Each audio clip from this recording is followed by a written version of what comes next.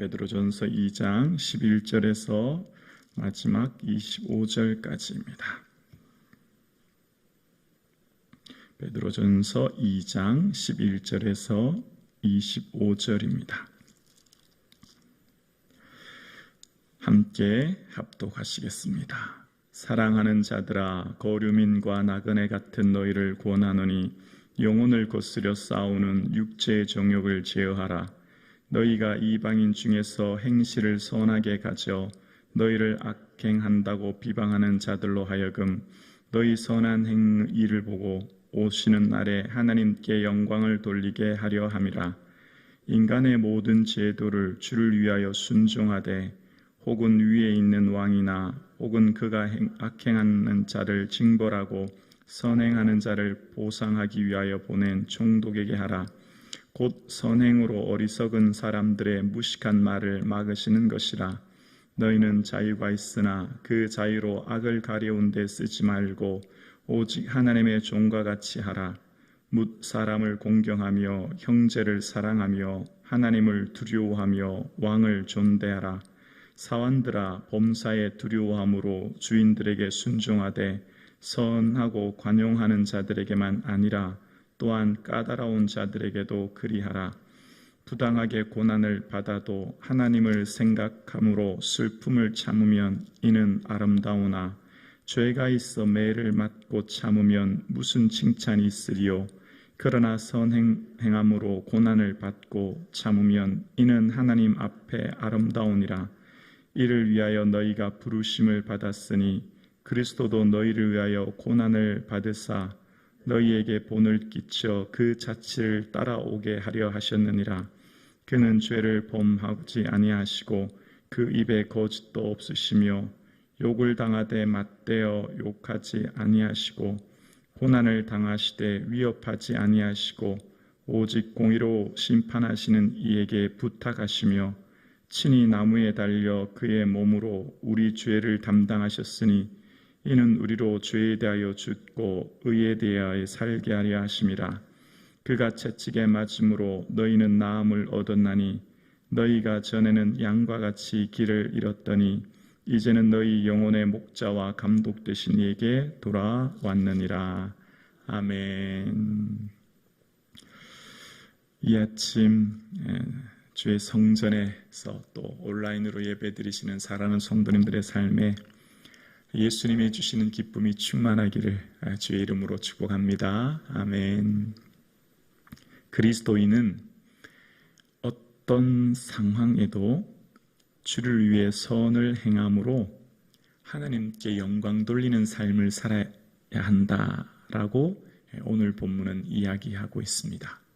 어떤 상황, 어떤 조건, 어떤 사람에게도 그 그리스도인의 삶의 모습이 한결같이 선을 행함으로 하나님을 바라보고 하나님께 영광 돌리는 삶이 드러나야 된다라고 오늘 본문이 이야기하는 거예요. 지금 네로 황제의 극심한 박해로 인하여 흩어진 성도들, 타우루스 산맥을 중심으로 5개 도시에 흩어져 있는 성도들에게 편지하는 베드로는 우리의 삶은 나그네다라고 이야기합니다. 나그네는 어떤 사람이죠? 특정한 지역에 뿌리내어 살지 않고 이것저것 정처 없이 다니니까 나그네는 이전에 도시에서 어떤 죄를 범해도 잘 몰라요. 또 다른 도시 가고 살고 또 다른 도시 가서 사니까 한 곳에 머물러 있는 사람은 그 삶의 모습이 금방 소문이 나서 어떻대라고 얘기하지만 나그네는 이쪽 저쪽 도시를 또 돌아다니니까 이전 도시에서 죄를 지어도 어떤 죄를 지은 사람이 잘 모르지요. 그러니까 비록 우리의 삶이 나그네이지만 나그네된 우리의 삶에 육체의 정욕을 제어하며 살아야 된다. 그리고 우리의 삶을 통하여 우리를 통하여 악을 행한다고 비방하는 자들, 그러니까 지금 이때 당시 네로 황제는 그리스도인들을 향하여 체제 전복을 노리는 자들이다. 이런 헛된 소문이 지금 돈 거예요. 그러니까 그리스도인은 지금 억울한 누명을 쓰게 된 거죠. 악을 행한다고 하는 그 비방을 듣게 된 겁니다. 자, 그때 어떻게 해야 되는가? 그럼 그런 얘기를 들었을 때 우리가 거기에 대해서 항변하고 혹은 지금 이 네로 황제의 박해로 인하여서 고통받는 그리스도인들이 단합하고 단결해서 유혈 복동을 일으키거나 체제 전복을 노리는 그런 모습으로 우리가 맞서야 될 것인가 라고 하는 것에 대해서 베드로는 오히려 12절에 보면 선을 한 일을 보고 오시는 하나님께 영광을 돌리게 하라 라고 이야기합니다. 그러니까 우리를 향해 악을 행한다라고 하지만 그럼에도 불구하고 우리가 끝내 바른 행실, 바른 삶을 살아감으로 하나님께 영광 돌리는 삶을 살아야 된다라고 오늘 본문이 이야기하는 거예요. 예수님께서 산상수훈에서 하신 말씀을 아마 베드로는 기억했던 것 같아요. 너희 빛을 사람에게 비치게 하여 너희 착한 행실을 보고 하늘에 계신 너희 아버지께 영광을 돌리게 하라. 그러니까 우리의 착한 행실이 결국 하나님의 영광이 되도록 그 삶을 살아내야 된다라고 이야기하는 겁니다. 그래서 지금 비록 살아가는 인생살이 가운데 인간의 모든 제도를 순종한다. 그 이유가 있어요. 왜 인간의 세운 제도를 순종하냐면 어떤 특정한 왕이나 총독을 위해 순종하는 게 결코 아니에요. 그 순종의 이유는 주를 위한 순종입니다. 13절에 보면 인간의 모든 제도는 주를 위해 순종하는 것입니다. 주를 바라보고 그 체제 안에 이루어진 모든 것들에 대해서 왕이나 또 왕이 보낸 총독에게 순종을 하는 겁니다. 그래서 그 살아가는 성도의 삶을 통해서 모든 사람들을 공경하고 형제를 사랑하고 하나님을 두려워하고 왕을 존대하는 삶을 살아야 된다라고 이야기해요. 그러면서 인간의 세운 이런 체제 속에 살아가는 사람들, 특히 약자에 대한 비유를 합니다. 여기서 등장하는 이 18절 사환, 이제 하인을 말하죠. 로마 시대 노예는 얼마나 고통스럽습니까? 노예의 속박에서 풀어서 자유인이 되고 싶은 마음이 얼마나 크겠습니까? 그런 사람들, 사환, 이 종으로 하인으로 부름받은 사람들에게 그럼에도 불구하고 주인에게 순종해야 된다. 관용하는 자들, 너그러운 주인뿐만 아니라 까다로운 주인에게마저도 그런 삶을 살아야 된다.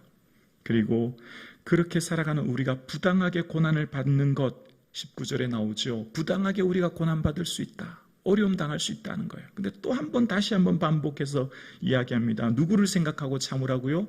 하나님을 생각하고 참는다는 거예요.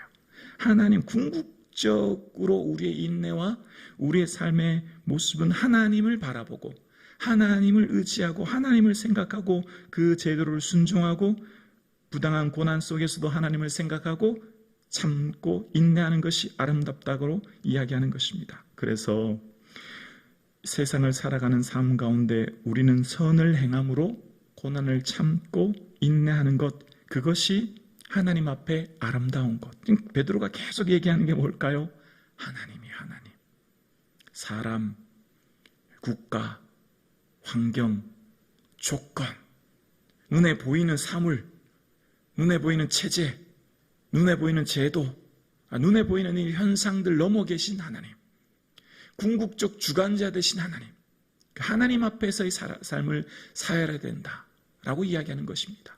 하나님 앞에서 우리의 삶을 살아야 된다라고 이야기하면서 구체적인 예를 들어서 얘기합니다. 그러면 왜 그토록 우리의 삶이 부당한 고난 앞에서도 인내해야 되느냐? 예수님도 그랬다는 거예요.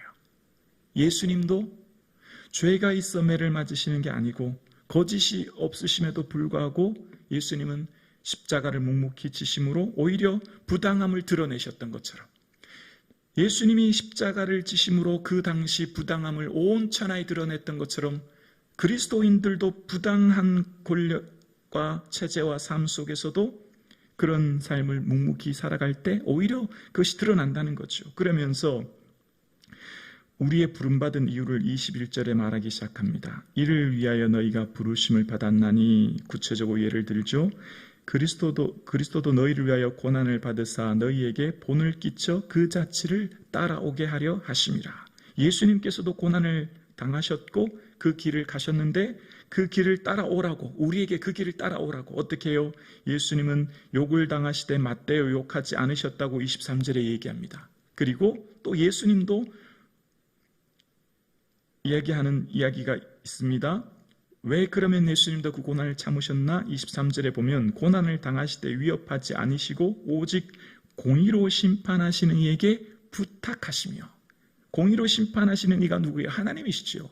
하나님인 공의로우시며 하나님의 그 통치와 다스림 안에 있음을 기억하며 예수님도 욕을 당하시되 맞대어 욕하지 않으시는 인내의 삶을 사셨다. 예수님도 하나님의 공의로운 심판을 바라보며 참으셨듯이 성도의 삶 또한 앞서가신 예수님의 그 본, 그 자취를 따라 살아가야 된다라고 오늘 본문은 이야기합니다.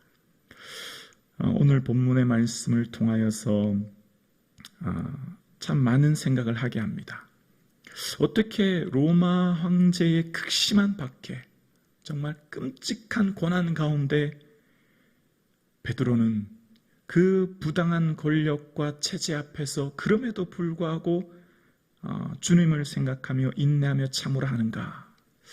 우리의 생각으로는 선뜻 잘 이해가 되지 않습니다. 우리 생각 같으면 믿음의 사람들이 함께해서 조직적인 폭동과 항거와 부당한 권력에 맞서서 체제를 전복시켜야 되지 않겠는가? 그런 생각이 드는데 베드로는 그럼에도 불구하고 이런 얘기를 해요. 그러면서 예수님의 말씀하신 그 말씀을 다시 한번 기억하게 됩니다. 마태복음 5장 11절에 보면 나로 말미암아 너희를 욕하고 박해하고 거짓으로 너희를 거스려 모든 악한 말을 할 때는 너희에게 복이 있나니 기뻐하고 즐거워하라. 하늘에서 너희 상이 큼이라. 나로 인해 나 때문에 너희가 욕을 받지, 나 때문에 너희가 박해를 받지, 나 때문에 너희가 악한 말을 듣지, 그때 너희에게 복이 있다. 기뻐하고 즐거워하라. 베드로는 끝끝내 예수님이 하신 말씀을 기억했던 것 같아요. 예수님의 그 산상수훈에서 하신 말씀을 정확하게 기억하고 우리는 지금 박해를 받고 우리는 지금 욕을 당하고 우리는 지금 부당한 고통을 당하지만 주님이 이것이 우리에게 복이라고. 왜냐하면 우리는 하늘의 상급이 있기 때문에 그 말씀을 베드로는 기억했던 것 같아요. 그 말씀을 기억하면서 오히려 초대교회에 고통받는 성도들에게 기뻐하도록 우리 잠시 받는 환난에 경한 것이 지극히 큰 영광을 이룬 것을 기억하며 고백했던 것 같아요. 그래서 베드로는 끝끝내 성도들에게 그 부당한 권력 앞에서도 주를 향해 참고 하나님의 영광을 바라보도록 이야기하는 것을 보게 되어집니다. 오늘 살아가는 저와 여러분, 우리는 이 시대처럼 부당한 무슨 권력 앞에 고통당하지는 않은 것 같아요. 모두가 다 종교의 자유라고 하는 삶 가운데 오늘을 살지 않습니까? 그러나 우리에게 적용할 한 가지가 있죠. 부당하게 우리가 애매한 오해를 받고 살 경우가 많아요. 내가 원치 않게 말하지 않았음에도 불구하고 타인으로부터 비방받거나 믿는다고 하는 믿음 때문에 그 믿음 자체가 우리 직장과 우리의 삶과 생활 속에서 또한 손해를 보거나 우리의 삶이 어려운 경우도 있죠. 그때 그럼에도 불구하고 주를 생각하며 참고 빛의 삶을 살아가고 선한 삶을 살아갈 수 있는 그런 용기가 저와 여러분 가운데 있을 수 있기를 주님의 이름으로 축원합니다. 기도드리겠습니다.